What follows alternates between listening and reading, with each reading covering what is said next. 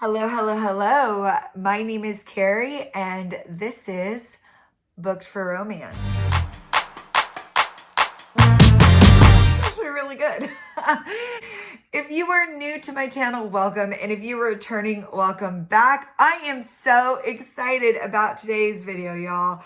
It is going to be fun. It's going to be exciting. We are going to get into everything. Before I begin, I just want to let you guys know I ended up completing a good amount of reading this year. I ended up completing my reading challenge actually just yesterday. I ended up completing 230 books, which I'm very, very proud of. And out of those 230 books, there was at least 1/3 of them were fantasy romance. What fantasy romance is, it is pretty much a new kind of subgenre where it's fantasy and romance combined. So you get 50% of fantasy, 50% of romance. It's not just based all off of fantasy, but it's not also just based off of romance. A lot of fantasy romances get rated really low because fantasy readers go in there being like, oh, there was this massive romance in there and I don't understand why it wasn't just built off of fantasy, because you are getting a fantasy romance. So I think a chef's kiss fantasy romance has equal amounts of both. Now, granted, these are my top 10 of the year. I'm gonna mention really fast that this video includes YA, new adult, and adult fantasy romances. Okay, so this is my opinion of what I read.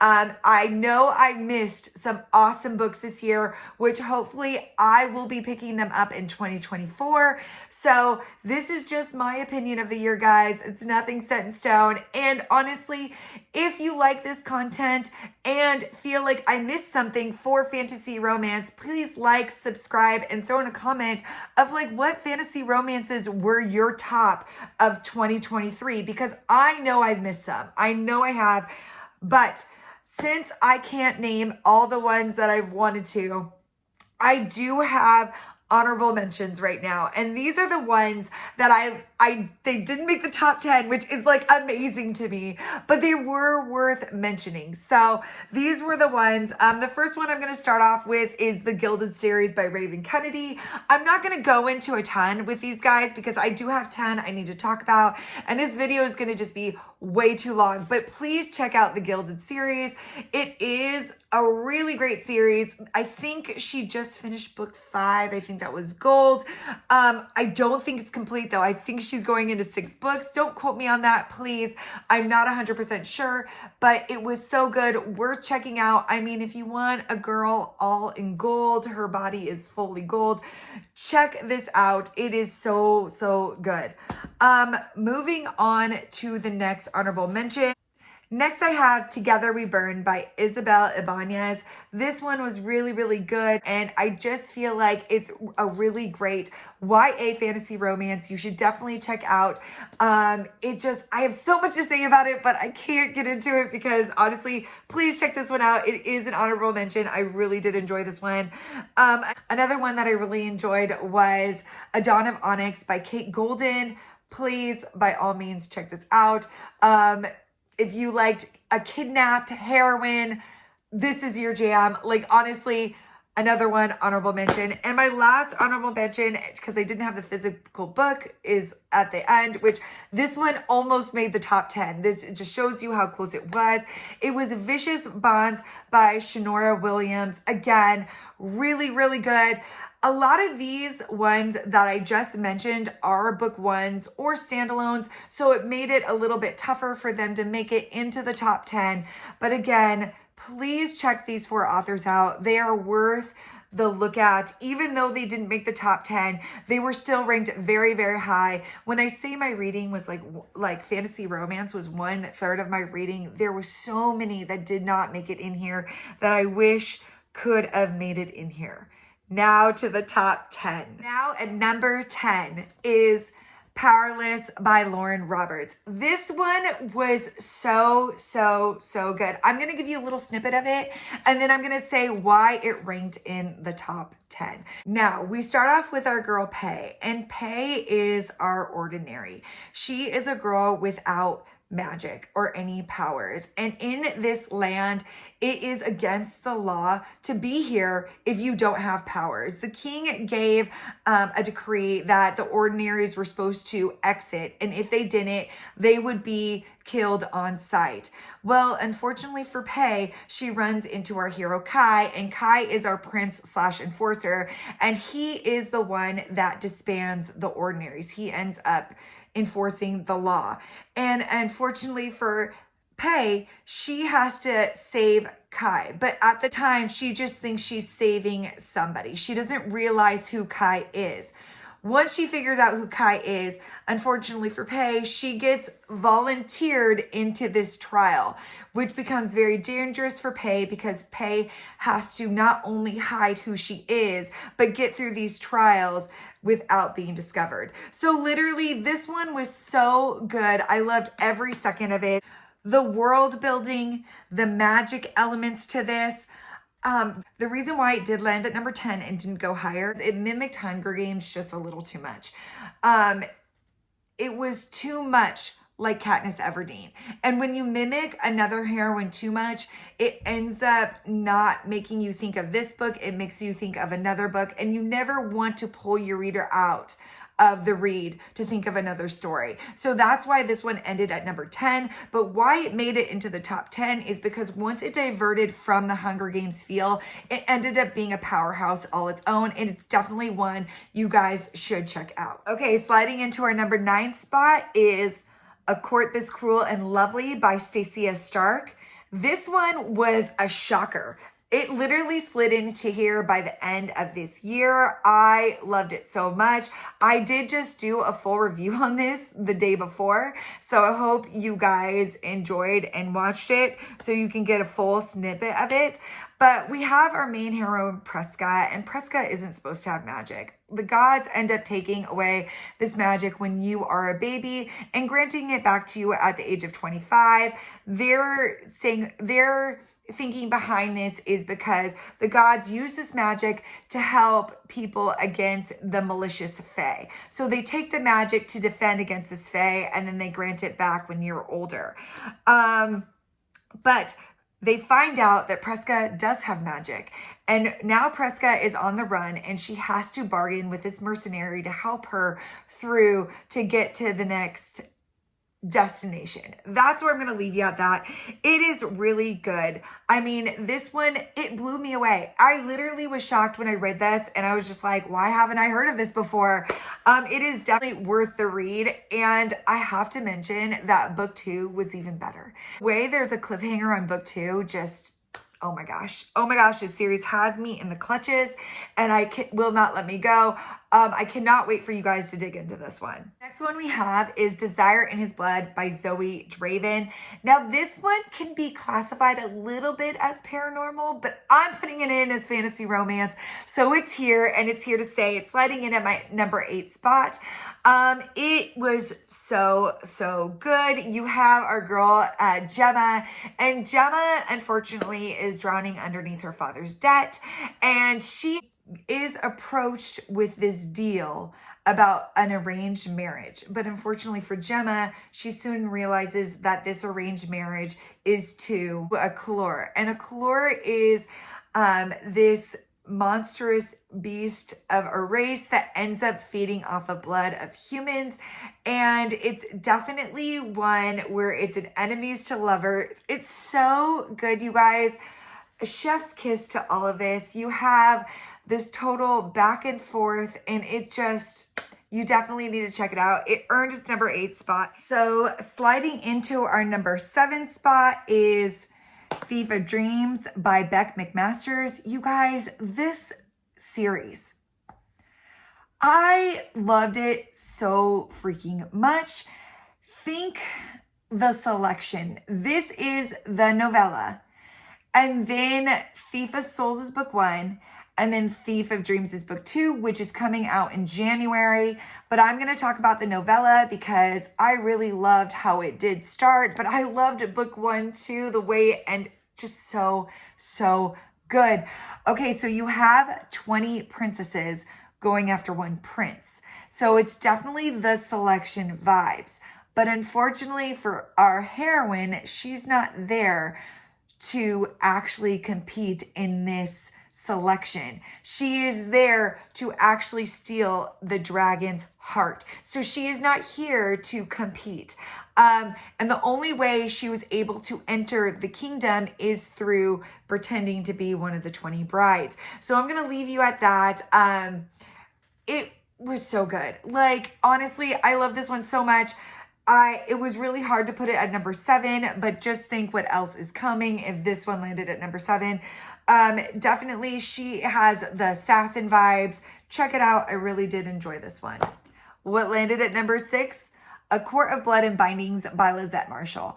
This one is so good, you guys. I'm going to say that about everyone. I just pretend that I'm going to say that about every single one. So this one starts off with silent death, and he comes in and pretty much murders everybody in your town, and you never hear a thing. You never hear him coming. But fortunately for our heroine, for some reason, silent death ends up saving our heroine. And our heroine, for some reason, she has magic, and she has lived with her parents her whole life, and her parents could never tell her how to use her magic. So she has never been able to wield her magic, and it becomes for a very interesting story. This one has great world building. I loved the aspect of where the story ended up taking place and where it ended up going. I mean, it really is a really fun ride, and Lizette Marshall is just a treat. So please check this one out. So this one's number 6. Coming into our number 5 spot is The Bonesmith by Nikki Paparetto. This one is a YA fantasy romance, and it was honestly so good. What a ride. You start off with our girl Ren, and she is a Valkyrie warrior, and she is in this trial. But unfortunately, during this trial, she ends up being betrayed and kidnapped.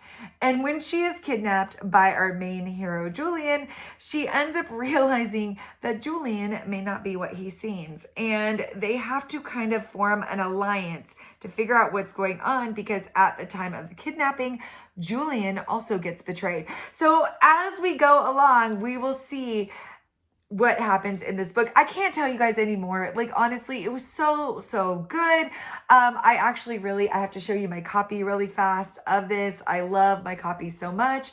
But yeah, this was really good. I love the world. I love the aspect of magic in this. The aspect of magic in this was incredible. The way that how the ghosts are betrayed, and so good. Please check this one out. Even though it was YA, it definitely felt more like new adult, but I loved every minute of it. Coming in at number 4, think 2 journalists, think a magical typewriter, think enemies to lovers. You throw in gods into the mix, and you have Divine Rivals by Rebecca Ross. This one was so good, you guys. It has a World War I feel to it, but this one was like a 1940s type vibe, throwing in magical elements to it. This one was so good and it earned the number 4 spot. Divine Vows is out right now, and I already know that one is going to be exceptional, but this one, you definitely should check it out. This one was also a YA book, and I will show you some art that went with it. This is the art that goes with it. So good. Please give it a go. Like, it was just, what a magical ride for that one. So good. The next one we have, you probably already heard of it before. I mean, honestly, I really did enjoy this one. It earned its number 3 spot, and like all of them, they earned their spots. Sorry if I say the repetitive thing over and over again, but the number 3 was Serpent in the Wings of Night by Clarissa Broadbent. You might know it as this cover. I just like throwing up my special editions, but yes, this one was, what an amazing ride it had. You have our girl Aurea, and she is a human in in a vampire world, I guess is a good way to put it, because she is adopted by our vampire king. And for her, she has been raised around this tournament. And this tournament is held by the goddess of death. And in this tournament, you are granted one wish. Well, as a human in a vampire world, she wants to enter this tournament to be able to survive in this world, to get that one wish. Unfortunately for her, a bunch of vampire houses are going into this tournament wanting that one wish as well. And she has to align herself with one of the vampire houses. This is a great enemies to lovers. You definitely get the Hunger Games vibes. You get the Court of Mist and Fury vibes, and then you also get some Divergent vibes, which I really did appreciate. And I love how her world and the way she took it was something that I hadn't read in a really long time. This is something I read in the beginning of the year, and it held true to the end of the year as snagging the number 3 spot, because a lot of people this year did the Hunger Games vibes, which I hadn't seen it in a while, but now I'm seeing it more and more that people are trying to rework that story. And it literally just gave the vibes as much as Powerless was more mimicking that story itself. So, yeah.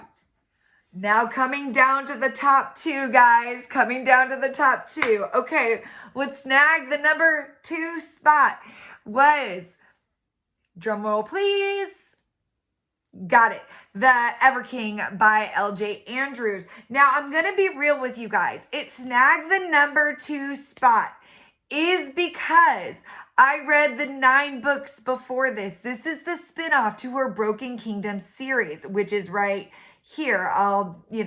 They don't let me put up 2 pictures at once. I don't know how to do that yet, but this is the Broken Kingdom series, now going back to The Ever King.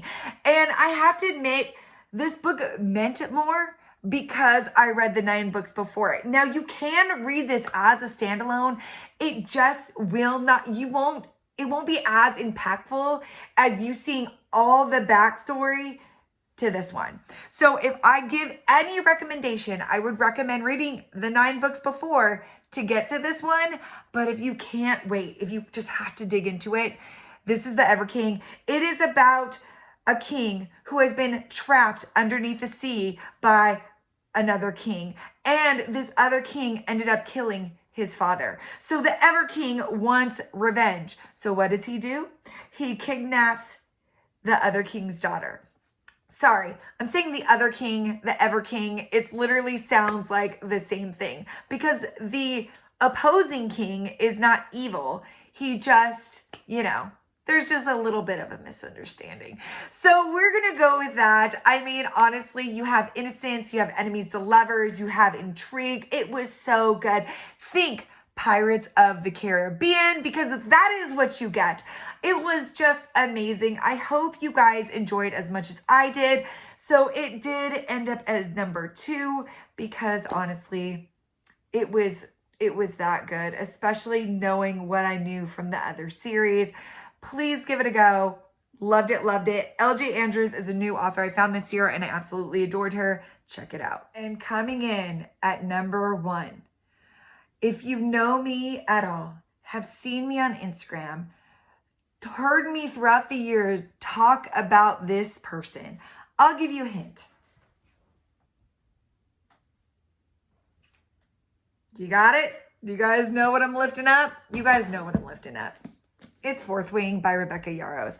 And in case you didn't know how many different copies I have of this book, I have this one, and my personal favorite is this one, which is that cover not amazing? Sorry, I had to show you all my covers, but I will hold up this one because you guys will know it as this one.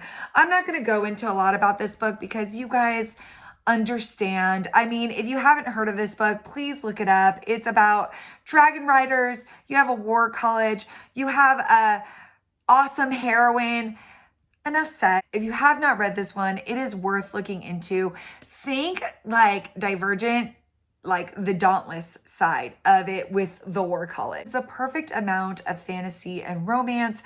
I just adored it so much. I read book 2. I really enjoyed that one. But yeah, it was just this start to a series. has not started so strong in such a long time. Usually book ones for me for a series get 4 stars, 3 stars, whatever, because I understand it's starting a series. This one, like 5.5 stars. I loved it. So if I could give it, I'll give it 6 stars. It's fine. I will do the 6-star. It got an extra star. So yes, this is my top book for fantasy romance of 2023. If you know me at all, you are not surprised. Like, this is not a shocker. But I wanted to put this video together because maybe there were some other ones on this list you have not seen before, and I would really love for you guys to check out. Please put in the comments below if there was something you guys were like, oh, why didn't she mention this one? Odds are I haven't read it yet, don't know about it, or if I did read it, it just didn't hit the same as with y'all. But like, I am so excited to have put this video together. Someone had requested put fantasy romance together and tell us your best of the best. And this year, fantasy romance killed it. It did such a good job, and we need to applaud it. So anyways, I hope you all are having a good day, and until next time, we'll talk soon. Bye, y'all.